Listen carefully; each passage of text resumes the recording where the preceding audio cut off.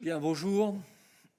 Merci de nous regarder comme chaque jour de la semaine en direct sur OBS pour notre point de presse quotidien. Nous sommes le lundi 6 avril.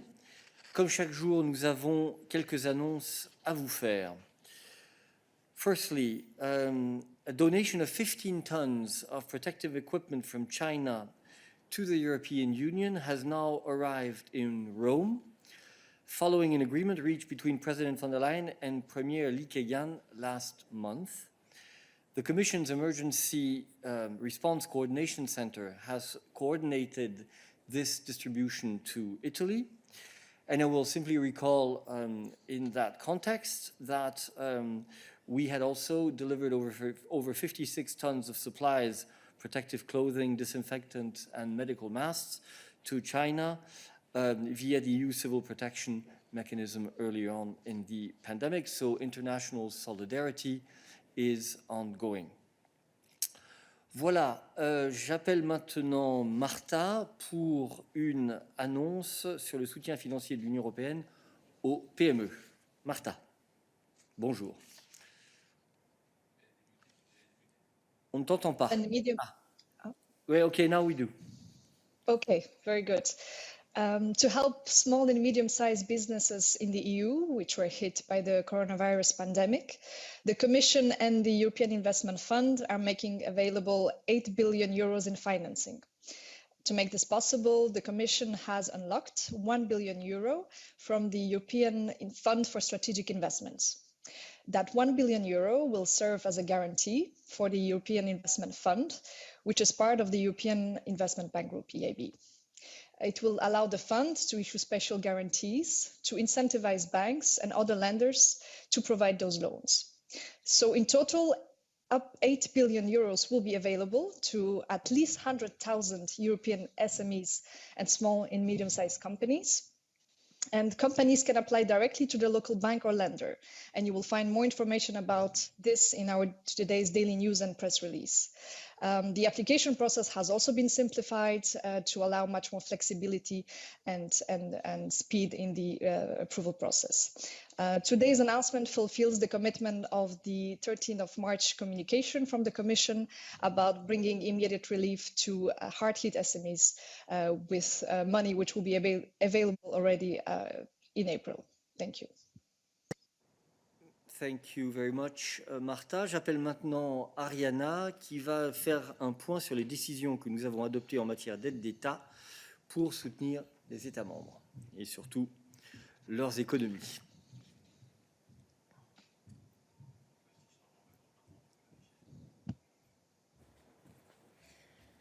Good morning. As you know, on 19th March of this year, the European Commission has adopted a temporary framework to enable member states to use the full flexibility foreseen under state aid rules in order to support the economy in the context of the coronavirus outbreak. Furthermore, this last Friday, on the 3rd of April, the Commission has adopted an amendment extending the scope of the temporary framework to enable member states to accelerate research, testing, and production of coronavirus-relevant products, to protect jobs, and to further support the economy. Together with many other support measures that can be used by member states under the existing state aid rules, the temporary framework, which will be in place until the end of December this year, 2020, enables different types of aid by member states. The purpose is to ensure that sufficient liquidity remains available to businesses of all types and to preserve the continuity of economic activity during and after the outbreak. As of today, the Commission has taken 31 decisions, approving 41 national measures notified by 15 different member states and the UK, worth several hundred billions of euros. Press releases for all these decisions are available online. Amongst the most recent ones notified by member states and approved by the Commission, we have a 22 billion euro Polish guarantee scheme on existing or new loans, two Portuguese schemes with a total budget of 13 billion euros, providing aid to companies in the form of direct grants or state guarantees, and a 2 billion euro Greek scheme to support the economy via guarantees on working capital loans. The Commission is in contact with Member States concerning possible support measures in the context of the coronavirus outbreak. In general, the Commission will assess possible national support measures by Member States linked to the consequences of the outbreak as a matter of priority. Okay, thank you very much. J'appelle maintenant Sonia pour une annonce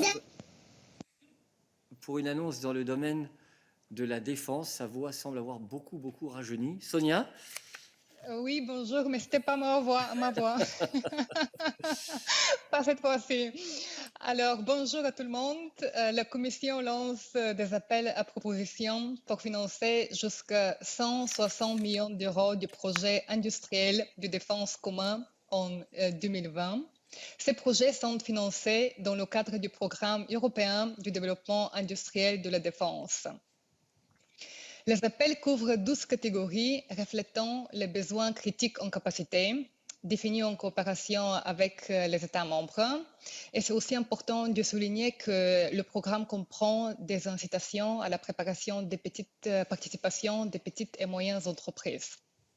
Les appels visent par exemple à accroître les capacités de l'Union européenne à détecter et contrer les systèmes aériens sans pilote, tels que les drones, dans les scénarios de défense, ainsi que les capacités de sensibilisation et de défense en matière de cybersituation de l'Union européenne. Également, les réseaux de défense et les technologies pour une communication et un partage d'informations sécurisées. La Commission annonce également la sélection de 7 nouveaux projets de recherche en matière de défense pour un financement de plus de 23 millions d'euros dans le cadre du budget 2019. Ces projets sont, eux, financés dans le cadre de l'action préparatoire pour la recherche en matière de défense. Les projets sélectionnés se concentrent sur les technologies à fort potentiel de perturbation dans le secteur de la défense, telles que l'intelligence artificielle et les technologies quantiques, ainsi que les technologies de défense critiques pour la guerre électronique et les normes d'interopérabilité pour les systèmes militaires sans pilote. C'est du programme, d'un côté le programme européen du développement industriel de la défense et d'autre côté l'action préparatoire pour la recherche en matière de défense, sont les programmes précurseurs du Fonds européen de défense à part entière.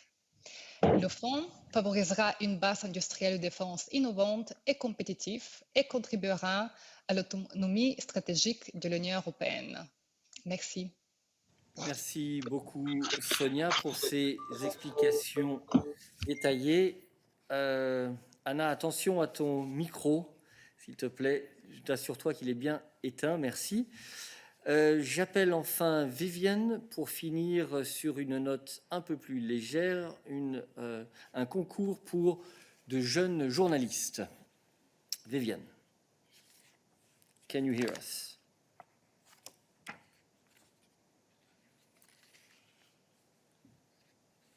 Yes, sorry, I can hear you well. Good, we can hear you too. Go ahead. Thank you. That's good.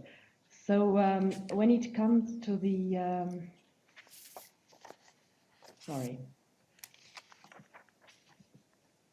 Technical problem? Some kind of a problem here, I'm sorry.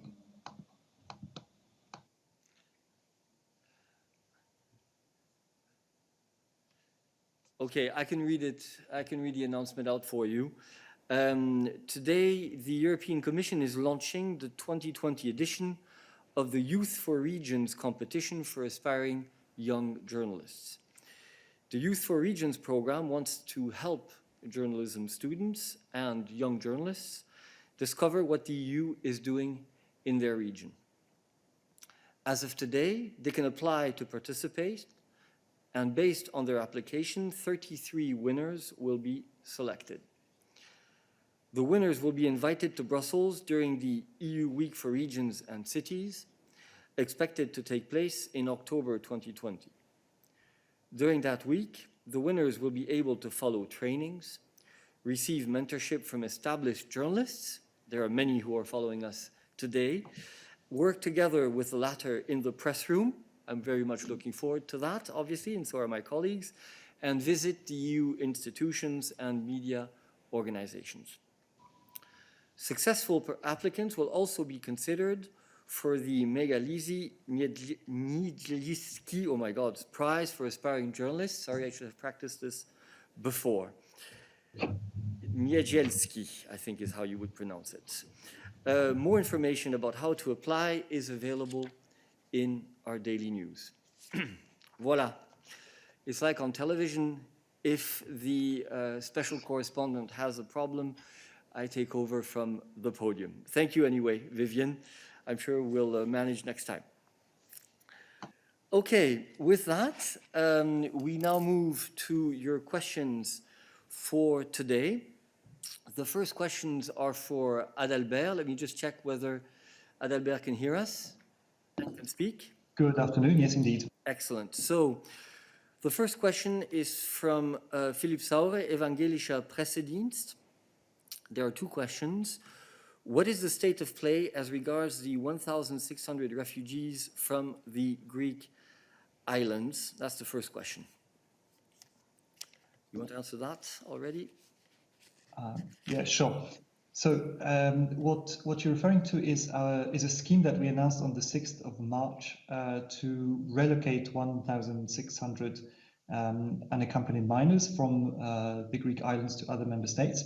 And this initiative is something that the coronavirus outbreak made at the same time more urgent and more difficult to carry out because of additional practical problems that the outbreak created. So very, very intense work is ongoing on this initiative.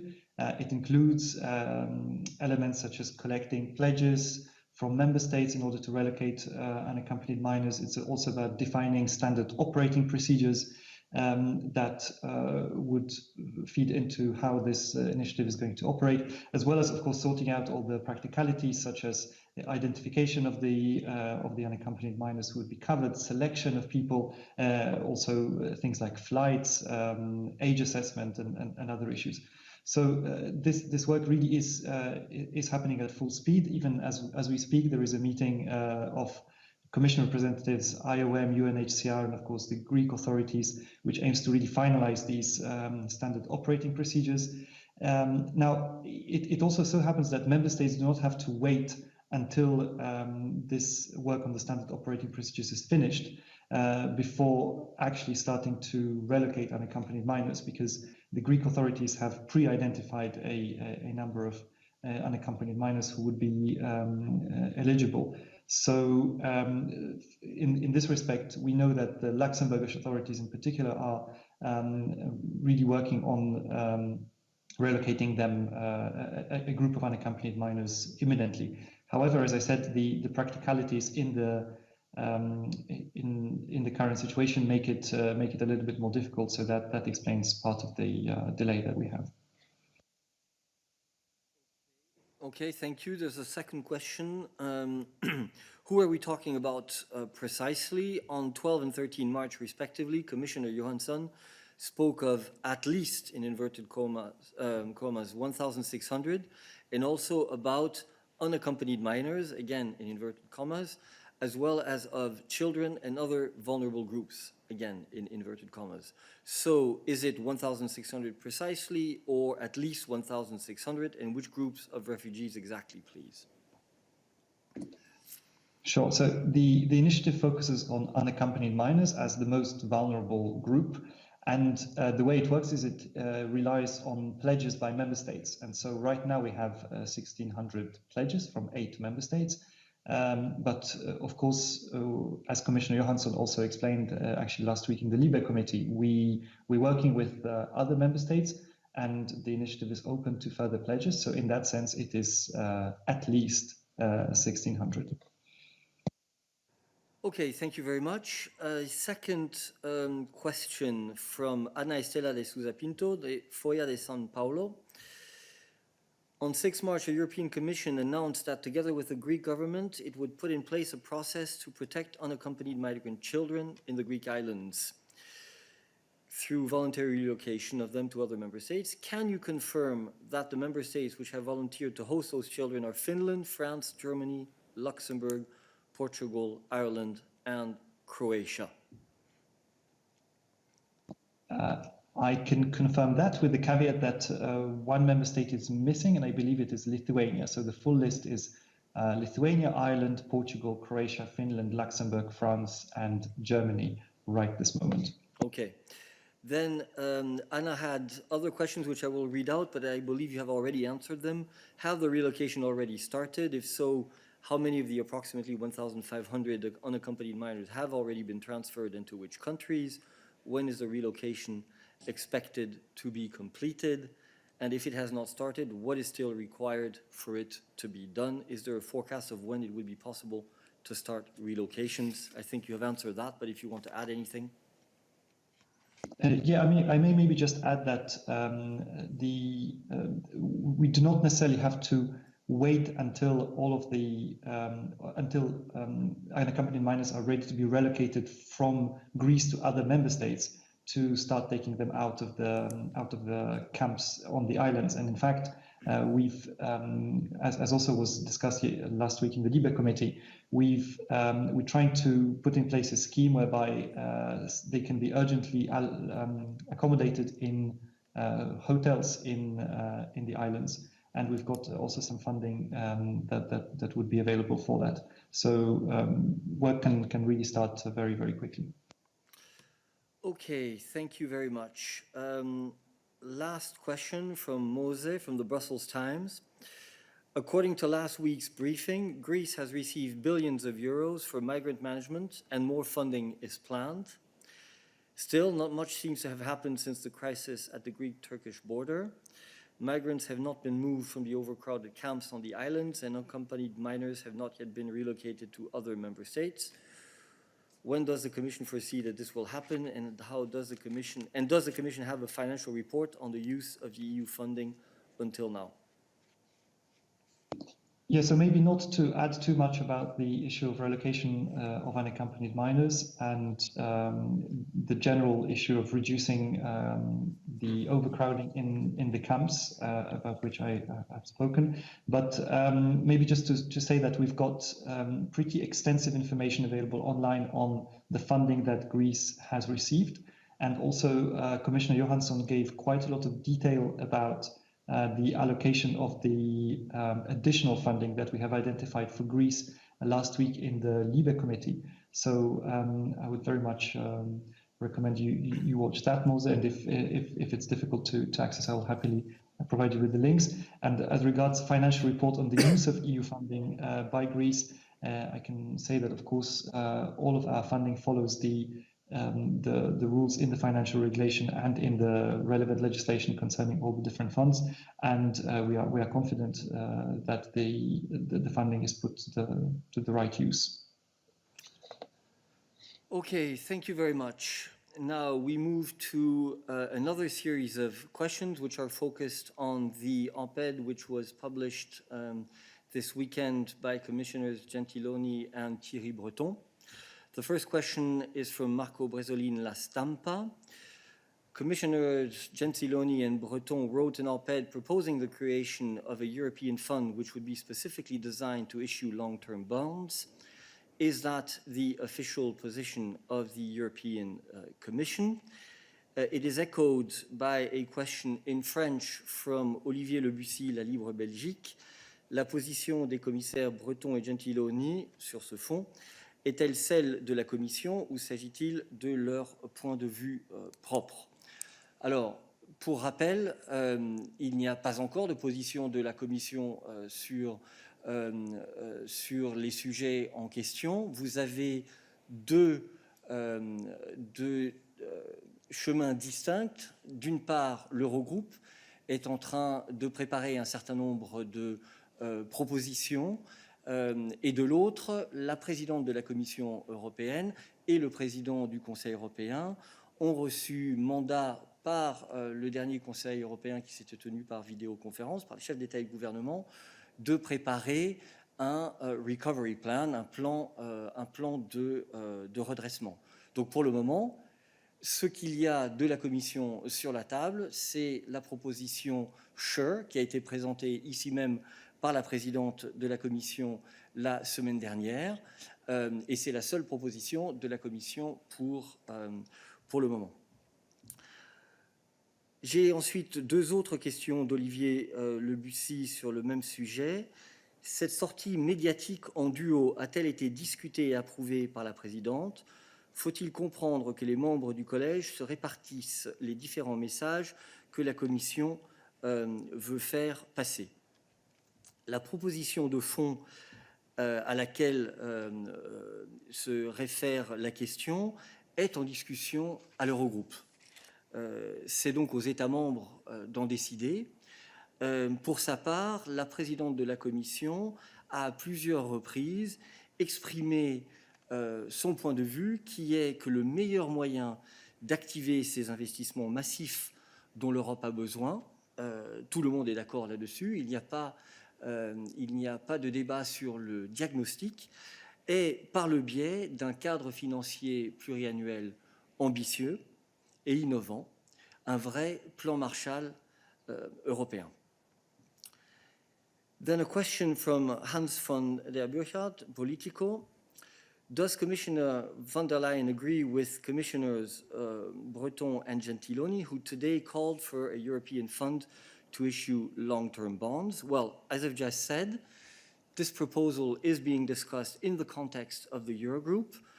The President has received a mandate, along with President Charles Michel, for work on a recovery plan. We want an innovative and ambitious MFF that will be a real Marshall Plan for Europe, and that is our line. Follow-up question, if in a way from Hans, is there a common Commission position on the economic response to the crisis, or do individual commissioners all have a mandate to advocate different positions? Well, clearly there is an ongoing process inside the Commission to design the recovery plan. As I have stated just now, in that context, work is ongoing on the multi-annual financial framework, as the President has already many times said in the media. Common positions, as you know, are set once the Commission has debated and decided, and we are clearly not at that stage yet. We then have a question from Quentin Arias from the Washington Post. A question on the budget. Would it be possible to have more details on the Commission new MFF proposal? When will the Commission present it? Will the GNI percentage increase compared to the May 2018 proposal of the European Commission? At this stage, Quentin, I'm afraid I cannot add anything to what I have previously answered on these questions. It's still too soon to discuss details of our proposal. The Commission is working on this internally, and we will, of course, come forward with more details once the College has been able to design its policy on this issue. Then I have a question from Krzysztof Szczepka from the Polish press agency. President von der Leyen wrote that we will need massive investment in the form of a Marshall Plan for Europe, and at the heart of it should lie a powerful new e-budget. Is the European Commission working on a new MFF proposal? When can we expect it? Shall we expect a change in the overall ceiling? Basically, same answer as to the previous question.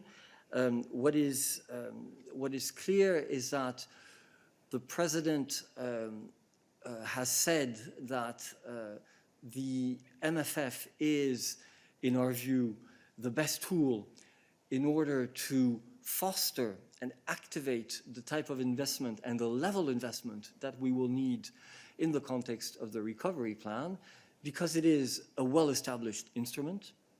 It is time tested, and it is a tool that will, by definition, allow us to ensure that investments are triggered homogeneously across the whole of Europe, according to the needs and not based on the individual capacities of member states. So that is why it is so important that we use the budget as a central plank of our response to the coronavirus economic crisis.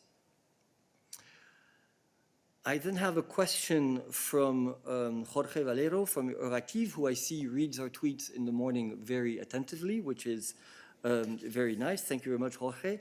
What are the key variables for the exit strategy that the Corona Crisis Response Team discussed this morning?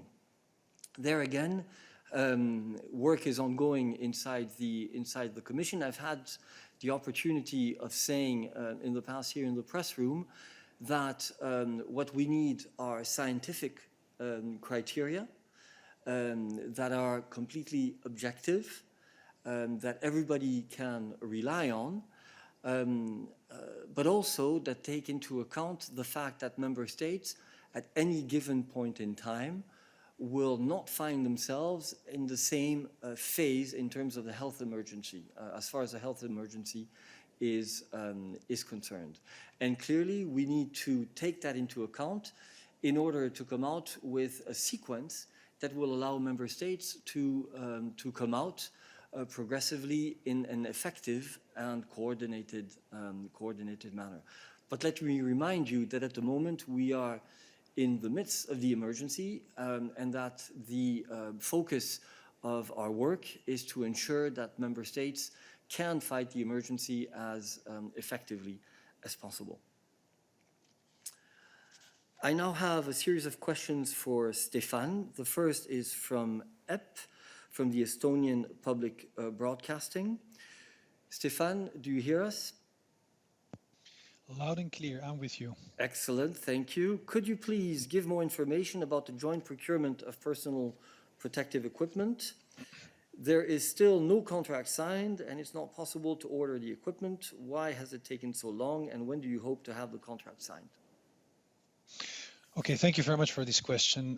First, I would like to stress that already in January, the Commission offered support to member states through, for instance, an EU joint procurement.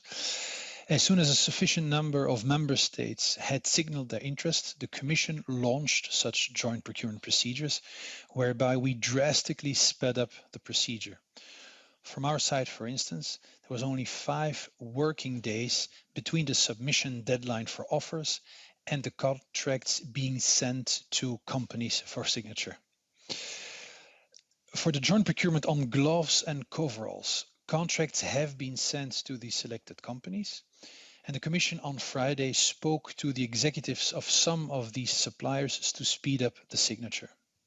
For the second joint procurement on personal protective equipment, the contracts have been sent to the companies and the first contracts have now been signed for equipment such as goggles, face shields and masks.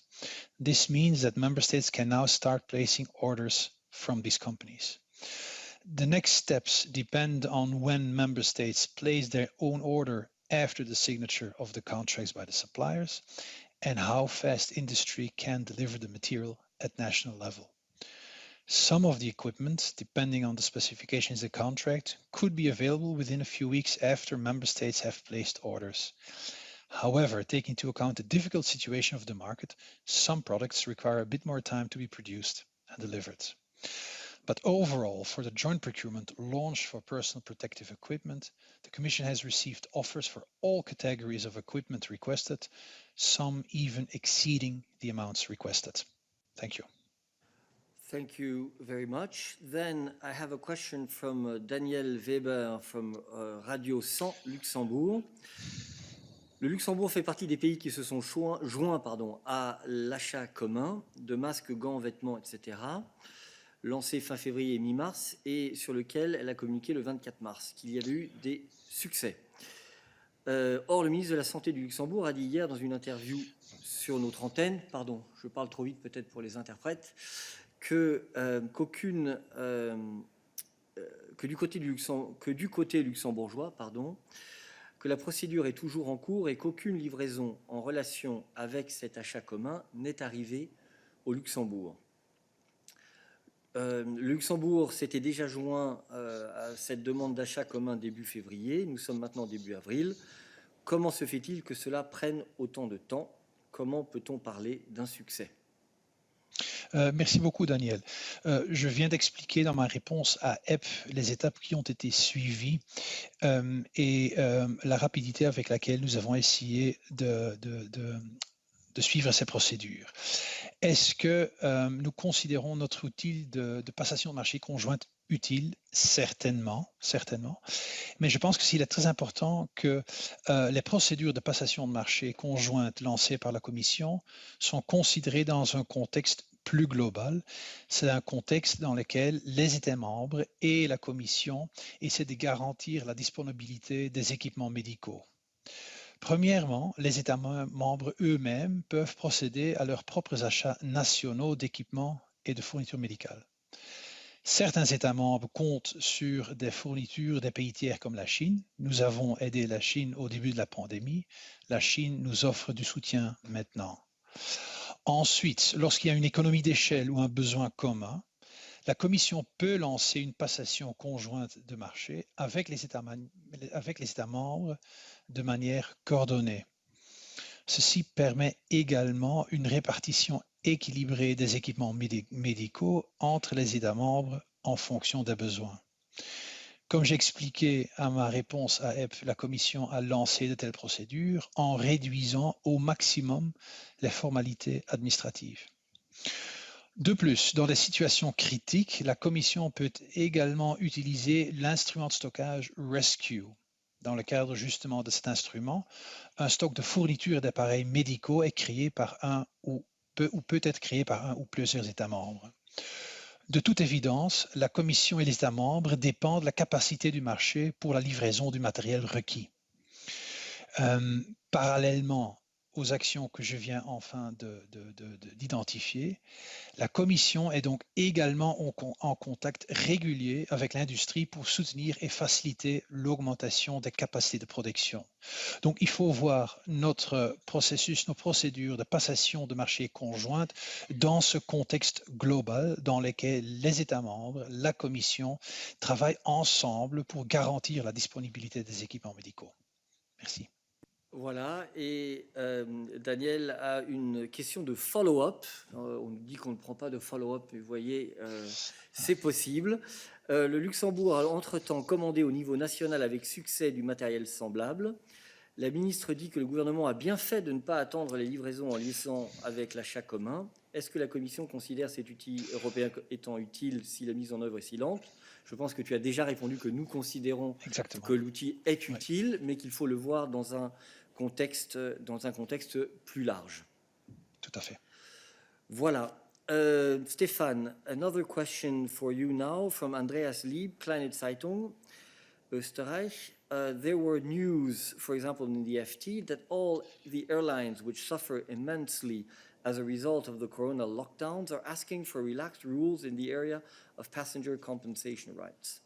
So is the Commission thinking about that issue, or has it even started a kind of task force to check out the possibilities? And from today's perspective, what would seem to be realistic? And whatever the decision will be, can it have a retroactive effect? Thank you. I think I have tackled. Happens when you ask the same question. I would like. Yeah, you were now cut I would like for a to. while. Okay. I don't know what you heard. I'm back. Go ahead, start Do you from hear me? scratch. Okay, Yeah. very good. Okay. No. What I just wanted to say is that some of these issues have already been discussed in the context of earlier midday briefings. Let me maybe just draw your attention to a few key points. Passenger rights are protected by law in the European Union. The airlines have to offer passengers a choice between a reimbursement or a rerouting. As rerouting is, in the given circumstances, not always an option, passengers must be reimbursed. Now, airlines have the option to offer vouchers instead of reimbursement, but passengers must agree to these vouchers. Some member states have made vouchers more attractive to consumers and secured them against insolvency. Now, the Commission is monitoring and will continue to monitor the evolution of this situation and all the measures taken at national level. We are obviously aware of the unprecedented difficulties that the airlines are facing and their need for liquidities. Let me maybe just draw your attention to some initiatives that have already been taken, such as amendments to the slot regulation, the rules on compensation for passengers in the context of cancellations following the coronavirus. We've also adopted, as you know, support measures for the economy, increased access to finance, more flexibility in state aid rules, and so on. But we continue to monitor the situation closely to help the airline industry going through this difficult situation. Thank you. Thank you, Stéphane. I now have a question for Vivian. Vivian, can you hear us now? Can you speak? Say something. Yes, I can hear you well. Good, excellent. Question from America Hernandez from Politico. Is the Commission planning on proposing to scrap the previously proposed Just Transition Fund? Well, thank you, America. Very glad to clarify our position on the Green Deal in that context. While currently, of course, our immediate focus is now on combating the spread of the coronavirus, our work on delivering the European Green Deal continues. Because when you look at it, the climate crisis and the huge biodiversity loss, they are still a reality and do require our continued attention and efforts. More specifically on the Just Transition Fund and the more general Just Transition Mechanism, these are essential parts of the Green Deal. And the aim, let's be clear also, what is the aim there? It is to support regions most affected by the transition towards a climate neutral economy.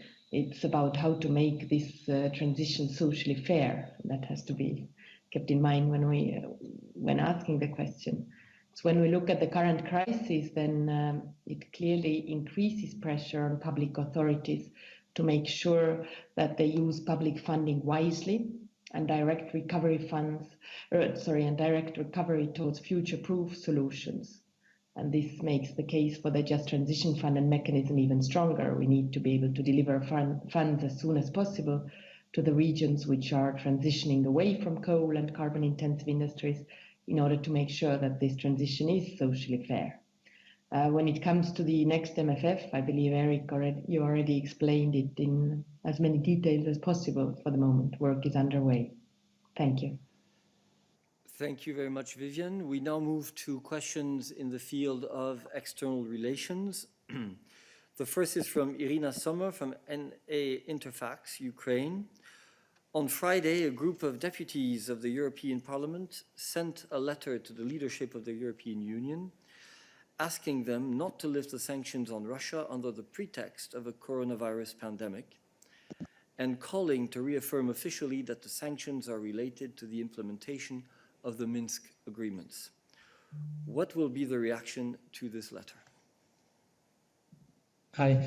Yes, indeed, we have received this letter and the reply will be sent through the usual channels. Just to recall, the High Representative Josep Borrell issued a declaration last Friday on behalf of the EU where it is stressed that sanctions should not impede the delivery of essential equipment and supplies which are necessary to fight the coronavirus and limit its spread worldwide. Now, this was also echoed by the High Representative at his press conference last Friday after the informal video conference of the Foreign Affairs Council. And in general, the UN and EU sanction regimes provide for humanitarian exceptions. Concretely and more specifically about Russia, the sanctions targeting Russian companies and individuals are linked to the illegal annexation of Crimea and Sevastopol. So these sanctions are in place because of actions that undermine the sovereignty, territorial integrity and independence of Ukraine. This means that these sanctions do not prevent Russia from tackling the coronavirus outbreak. Thank you. A question from Ivan Mijanovic, Radio and Television of Montenegro. Last Friday, the Council appointed Mr. Miroslav Lajčák, apologies for the pronunciation, as EU Special Representative for the Belgrade-Pristina dialogue and other Western Balkan regional issues.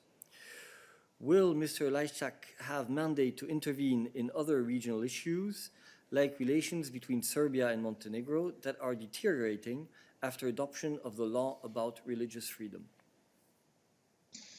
Well, the new EU Special Representative Miroslav Lajčák was appointed last week, and he is starting this week his consultations with the focus on Belgrade-Pristina dialogue. Just to recall that the tasks of the new EU Special Representative are to achieve comprehensive normalization of the relations between Serbia and Kosovo. That means relaunching the Belgrade-Pristina dialogue. But part of the mandate is also to improve good neighborly relations and reconciliation between partners in the Western Balkans, helping them to overcome the legacy of the past, and also to contribute to the consistency and effectiveness of the actions and policies of the European Union in the region, in the Western Balkans. Thank you very much. And now a question for Anna. Anna, can you hear us? Yep, I can hear you. Excellent. A question from Odile Harvet, Radio Nord-Bretagne. L'Afrique, à l'image du monde, est gravement atteinte par la pandémie coronavirus qui va durablement impacter son économie. C'est une citation, pardon. Je demande à nos partenaires bilatéraux et multilatéraux d'accompagner la résilience du continent africain en annulant sa dette. Donc tout ceci était une citation du président sénégalais Macky Sall, et la question est: quelle est la réponse de la Commission à cet appel poignant du président sénégalais? Merci Odile et bonjour à tous. C'est très clair que la crise du coronavirus a des conséquences absolument dévastatrices, pas seulement en termes de perte de vie humaine, mais y compris aussi pour la pression dans le secteur de la santé et un lourd impact socio-économique en Europe et dans beaucoup de nos pays partenaires. Dans ce contexte-là, c'est important de reconnaître que les besoins de financement public devraient augmenter considérablement dans les pays en développement dans les semaines et les mois à l'avenir.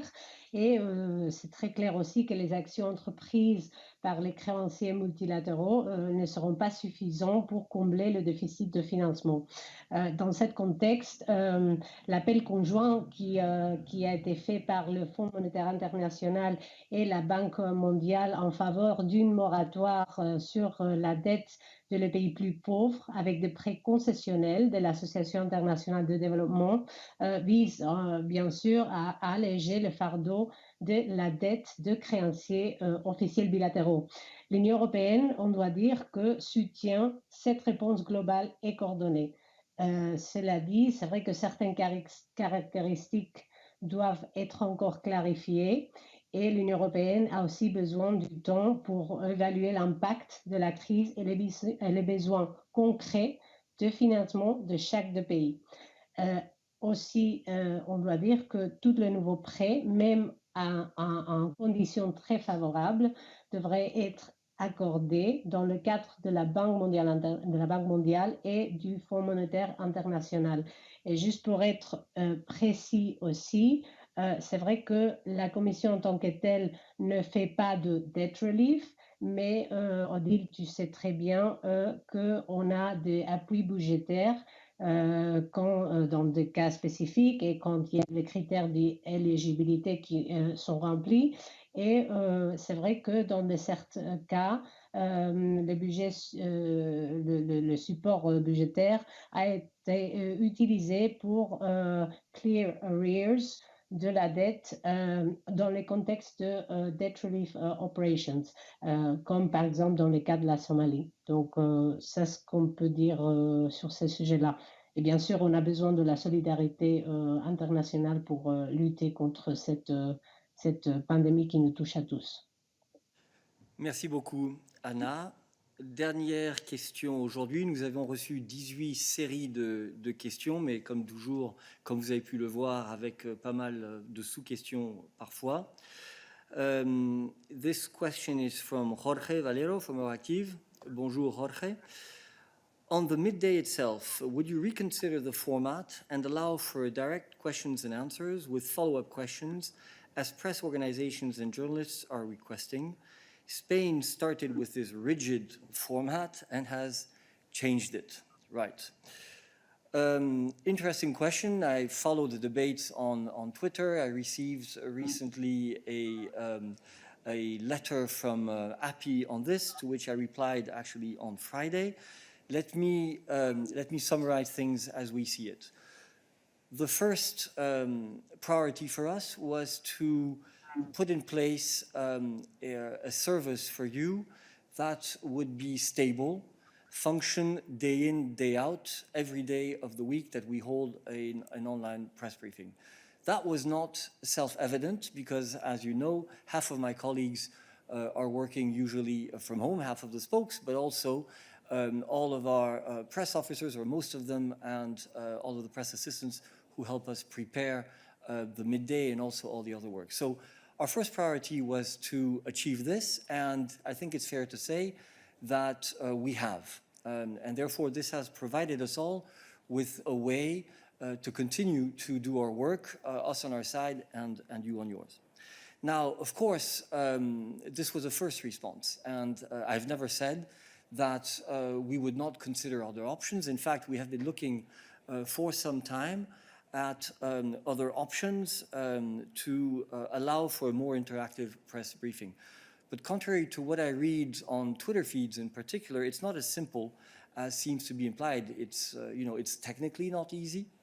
You need to remember that we are broadcast live as well on EBS, and we need to have a good coordination between what we would be using as a system to allow you to ask questions and the retransmission on EBS. It needs to be perfectly stable multi-point to multi-point, since I have many colleagues who are working from home. We need to be able to organize things by subject, because as you know, we make available all of our answers on EBS, and actually they are downloaded thousands and thousands of times each day. And therefore, if we go from one subject to the other, it makes this absolutely impossible. We have to make this secure for you. I keep seeing things on Twitter saying, just use app X, just use app Y. And then you read in the newspapers, and our IT services says itself, many of these applications are not secure enough according to our criteria, or we have no proof of their security. And there could be data breaches that affect the journalists. So we are looking for a system that will make sure that there are no data breaches for you, there are no data breaches for us, and that there is no risk, frankly speaking, of litigation. It needs to be a system which is licensed. It's not as if the Commission can simply suddenly take something and use it like that, although I'm sure that that is something we can easily fix. And last but not least, we want to put in place a system that is equivalent, or actually identical, to what the Parliament and the Council will be using, so that you don't have to juggle, as I know you are doing at the moment, between lots of different apps or lots of different systems. So we're working on this. In fact, we are starting to test things in-house, and you will be able to, we will keep you informed on how much progress we make on this. There's also the vexed issue of follow-ups, which I understand. But first of all, let me remind you that we are always available for follow-ups bilaterally after the midday briefing, and that if a spokesperson wants to give you an on-the-record answer on a follow-up, he or she can do that, and you can both make it available on social media so that it's available to everyone. And last but not least, as you know, the midday briefing is only one moment in the work of the whole SPP team. We also deal a lot with written questions, with interview requests, etc. So we have an agreement with API that we limit the midday briefing to roughly 1 hour. We have now been going on already for 50 minutes based on 18 questions. Any follow-ups that would be allowed will eat up into that time, and therefore there's a question of keeping a good balance between the variety of subjects that it is important that together we cover in view of the multi-dimensional nature of this crisis, and of course the capacity for you as journalists to ask follow-up questions. So these are all the things that we are working on. As you can see, it's not as if we've just basically shelved this and said, we like the system, it's very practical, we're not going to change. We want to go back or to move to a new system which will be more interactive, but it will require some more work before we get there. So watch the space. We will keep you updated. Thank you very much, and see you tomorrow for the next daily online press briefing in the current format. Thank you very much. Bye-bye.